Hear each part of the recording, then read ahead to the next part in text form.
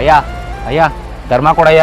ಅಯ್ಯ ಊಟ ಮಾಡಿ 2 ದಿವಸ ಧರ್ಮ ಕೊಡಯ್ಯ. ನನ್ನ ಹತ್ರ ಕಾಸಿಲ್ಲ ಕಣಪ್ಪ. ನೋಡಕ್ ಒಳ್ಳೆ ಸಂಪಾದನೆ ಮಾಡೋ ತರ ಕಾಣಿಸ್ತೀರಾ. ಒಂದು 10 ರೂಪಾಯಿ ಕಾಸಿಲ್ವಣ? ಇಲ್ಲ ಕಣಪ್ಪ, ಸತ್ಯವಾಗ್ಲೂ 1 ರೂಪಾಯಿನೂ ಕಾಸಿಲ್ಲ. ಬೇಕಾದ್ರೆ ನೀನೇ ನೋಡ್ಕೊ, ಪರ್ಸಲ್ಲಿ ಖಾಲಿ ಹೊಡಿತಾ ಇದೆ. ಈ ಪರ್ಸ್ ಹಿಡ್ಕೊಂಡಿರೋದು ವೇಸ್ಟೇ.